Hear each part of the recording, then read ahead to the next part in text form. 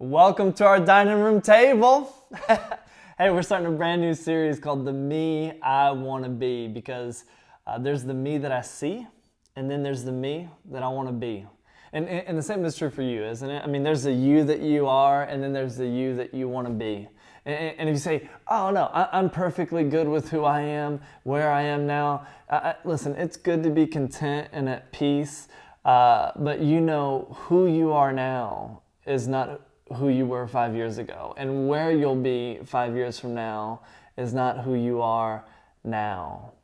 You know, one of the dumbest things that people write in yearbooks, maybe you wrote it, maybe you had people write it in your yearbook, is never change, stay the same.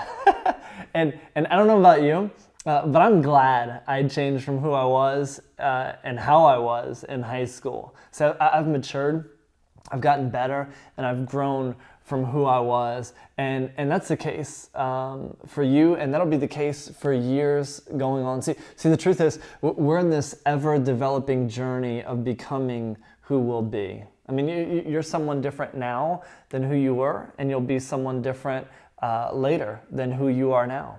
And the question is, are you that person, and will you be that person accidentally or intentionally, because you chose to be that person? See, there's the me that I see, and then the me I want to be. And Paul, this skeptic turned Christian who was instrumental in the spread of Christianity in the Roman world, saw this journey in his life. Look at what he said. Not that I've already obtained all of this, or I've already arrived at my goal, but I press on to take hold of that for which Christ Jesus took hold of me. Brothers and sisters, I do not consider myself yet to have taken hold of it, but one thing I do, forgetting what is behind and straining toward that which is ahead, I press on toward the goal to win the prize for which God has called me heavenward in Christ Jesus. Over the past couple months, since our church's worship experience has moved to be completely online, I've sought to film the messages in different locations to help bring to life the content of what I wanted to impart to you. And for this series, I'm going to film it right here at our dining room table because my wife and I can't have all of you over for dinner. I mean, even if COVID-19 wasn't a thing, we wouldn't be able to have everyone in our church and watching online over for dinner, but we can have you over virtually. So welcome to dinner. And I'm going to film this series right here because this is the stuff where if we did have a chance to have you over and sit down with you over dinner together, this is the stuff that I would talk to you about. So I want to encourage you to see this series as a conversation about the journey that we're all on, becoming the people that we want to be. Now, a crisis, like a worldwide pandemic, has a way of jump-starting this journey that we're all on, or it has a way of stopping us in our tracks. Here's what I mean. See, the me that I see right now has gotten out of shape during this crisis. I mean, not eating clean, not working out, has shaped me into a me I don't want to be. And the truth is, I want to be this ripped stud with a six-pack. That's the me I want to be. Through this, I've halted my journey. See, the me that I see right now is someone who gets impatient at incompetence. And the me that I want to be is someone who gives grace easier. I'm moving towards that. The me I see is someone who cares what others thinks, which causes me to operate out of fear and insecurity at times, because I want to please people and I want people to like me. But the me that I want to be is someone who's strong and secure and confident, and I'm making progress, and this journey that I'm on, it just continues. And this is something that you experience in your life too, isn't it? I mean, there's a person that you see, and then the person you want to be. And sometimes what you see isn't always who you want to be. There's this disconnect, right? There's this gap between who you see and who you want to be sometimes. And this causes problems in our life, right? I mean, you're good. I get it. You're good. But if you were more patient and you listen better, well, maybe you'd have less fights in your marriage. Right? Your career, it may be okay, but if you took greater responsibility, maybe your career could soar. I mean, you're healthy, But if you exercise more discipline in your life, then you might feel better about how you looked, and your self-image would be better, right? Now, you're not who you are or who you were, so don't get that twisted. You've come a long way, but you're not yet who you want to be. There's this disconnect, this gap, and it's affected your marriage, it's affected your friendships, your job opportunities, your sense of self-worth. It's like if I could just be more real, if I could be less negative, if I took greater responsibility for my actions, then I'd be who I want to be. And the truth is, some of us have stayed stagnant for far too long. So, throughout this season, I want to invite you to go on this journey with me, to be the people we want to be, because there's no better time than now to start or accelerate the journey. And to get where we want to go, listen, I'll be open with you. It's going to require some work. It's going to require some effort and intentionality on our part. It won't happen accidentally. You know, over 5 years ago when my wife and I launched The Rising, the church that I'm a pastor at, I sat down and I came up with a list of guiding values that would create the culture of the kind of church that we're going to be.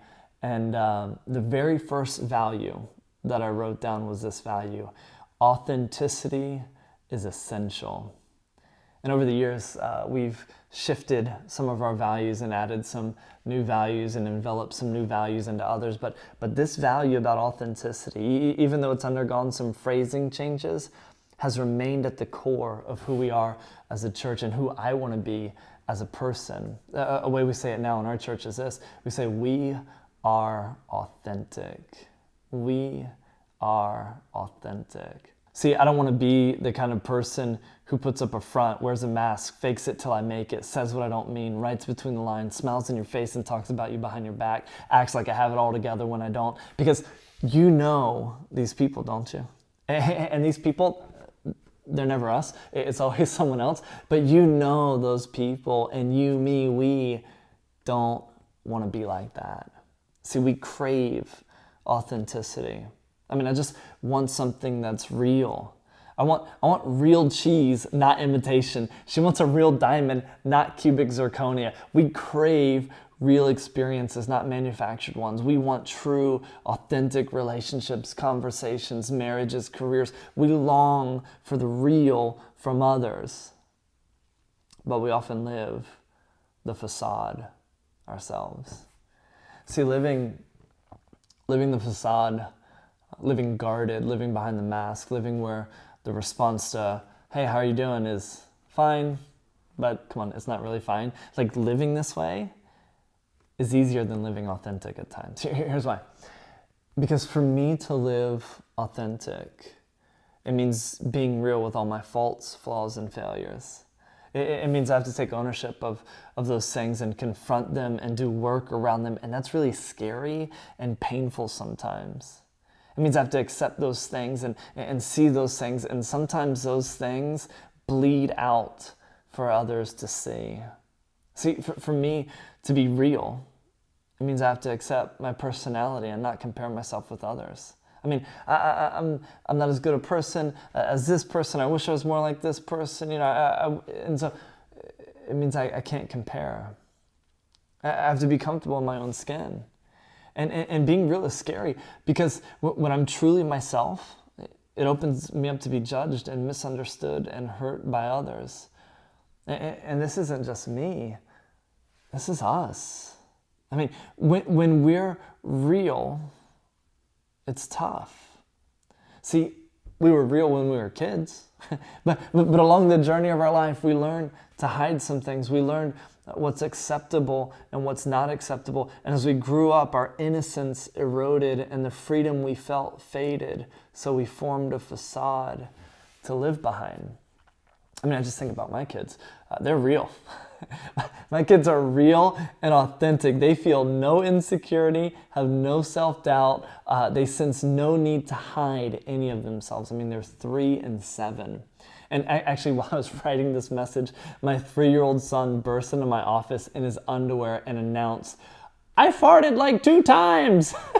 I farted on Sissy and it stinks." Oh, And then after that, I listened to him and his sister laugh and joke in the living room. I mean, their freedom and innocence was so authentic.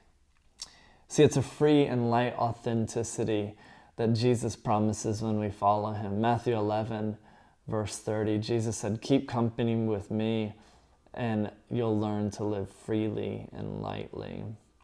Man, it's no wonder why Jesus urges us to be like little kids, because they get it, right? They get it.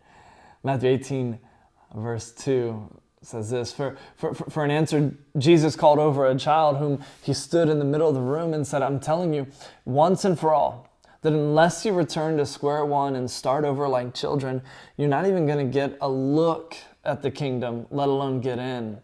Whoever becomes simple and elemental again like this child will rank high in God's kingdom." See, kids are the perfect picture of authenticity. And what breaks my heart is that authenticity and that freedom and that innocence in my kids is going to fade as they get older. And I know that's going to happen to them because it's happened with me. It's happened with you. See, all of us start off like Adam and Eve did in the garden, fully authentic and real and vulnerable. Genesis 2:25. Now the man and his wife were both naked, but they felt no shame. See, this is a picture of authenticity and vulnerability, because to be authentic and real is to not hide behind anything. I mean, when you're naked, like that's all of you exposed. And to be authentic is to be exposed the good and the bad, right? And just like being naked in front of a person is really difficult because it requires trust and security in self, and there's a possibility of being hurt by being rejected or judged. Being authentic and real is in the same realm because it requires trust and self-security, and there's a possibility of being judged and rejected or not liked. And here's what happens with Adam and Eve. They rebel against God. They eat the fruit from a tree that God said not to eat from, making the decision ultimately to go their own way instead of God's way, and sin enters the world. And what sin does, and you've experienced this in your own life, is sin distorts everything that's good. So sin enters in, and they see their nakedness, they see this good thing, they see how they're vulnerable, and they're ashamed of it. So they cover up. Then the Lord God called to the man, "Where are you?" He replied, "I heard you walking in the garden, so I hid. I was afraid because I was naked." This is what happens to us as we grow up, right? I mean, we start out real and authentic and vulnerable and innocent and carefree, until we do something someone doesn't like and we're punished for it. We receive judgment or we're shamed for it, and we learn, okay, well, I guess that's not acceptable. Now, some of this correction is good, because at some point we need to learn not to write on the walls, right? Unless, of course, you're Banksy, then write on all the walls you want. At some point, we have to learn not to announce our farts to people, unless, of course, you want to stay a single frat boy for the rest of your life, then announce your farts whenever.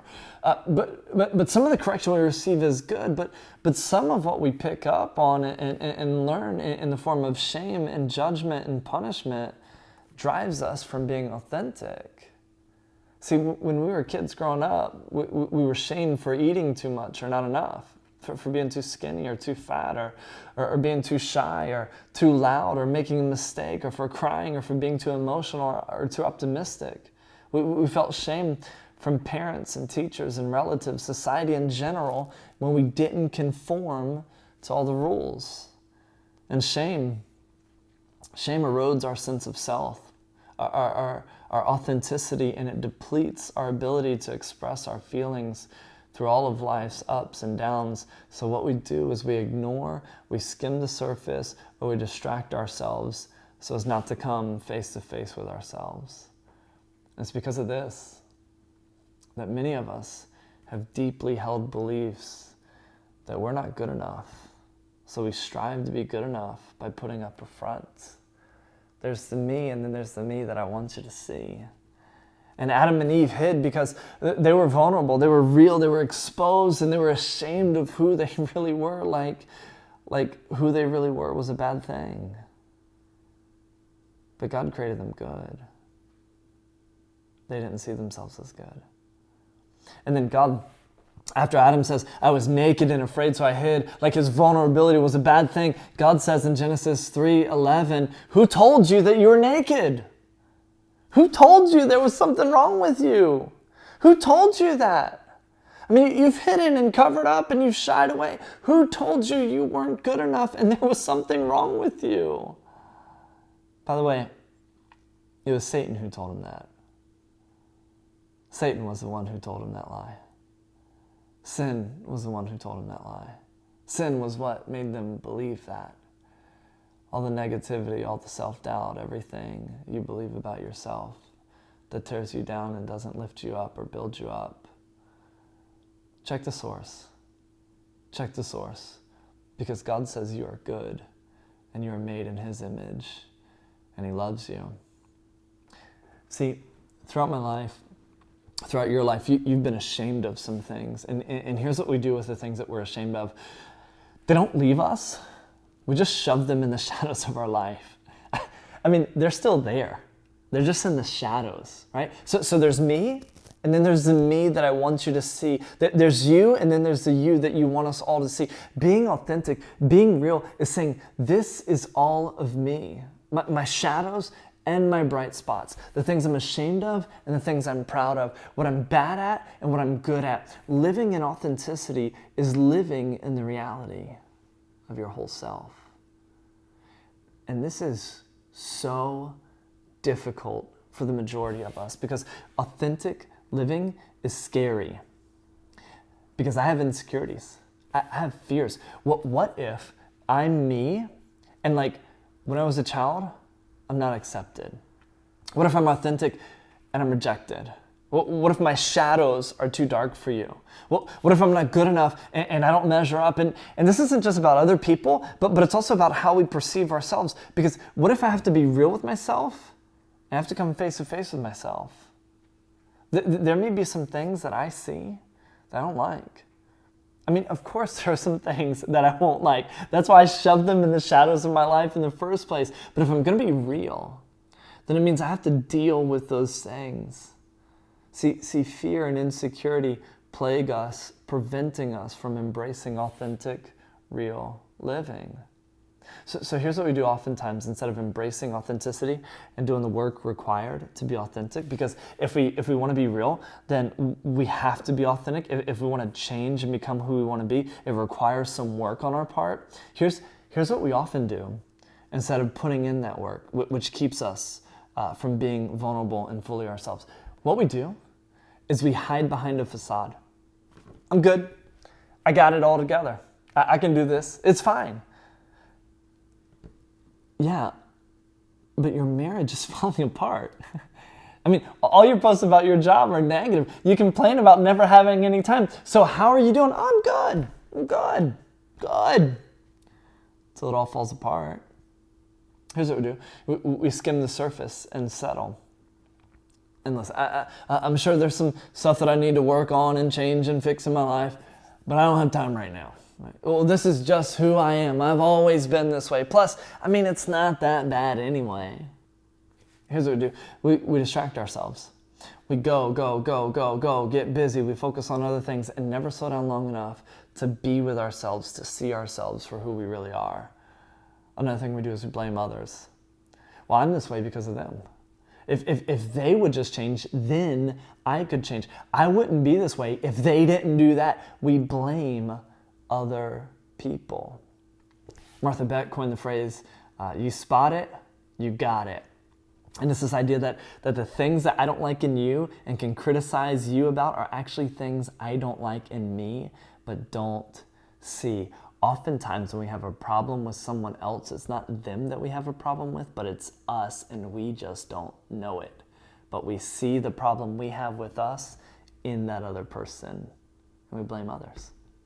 See, being authentic isn't just about being real with others. It's also about being real with ourselves, right? Knowing who I am, embracing that person, and loving that person, accepting that person, faults, flaws, gold, and all. See, for vulnerability, authenticity, realness to thrive, it needs to be set in an atmosphere and environment of love, trust, care, and acceptance. And that atmosphere is available to each and every one of us. I mean, you can live in authenticity because an atmosphere of acceptance has already been created. Look at what God says about Jesus, his son, right after he gets baptized. And this is before Jesus begins his public ministry and before Jesus accomplishes anything. Here's what God says. It says, and a voice from heaven said, "This is my dearly loved son who brings me great joy." Jesus, God's son, is loved and accepted by God for who he is and not what he does or doesn't do. Like before Jesus accomplishes anything, God says, "I love you." And because of this, Jesus is free to live authentically. And the scriptures teach that if you've accepted Christ by believing, following, and being baptized into him, then you're a child of God, a brother or sister of Jesus in the family of God. Look, and I will be your father, for you will be my sons and daughters, says the Lord Almighty. If God, who loved and accepted Jesus, his son, for who he was and not what he did, if he did that for Jesus, it means he loves and accepts you for who you are and not what you do. He sees all of you, faults, flaws, gold, and all, and isn't ashamed of you.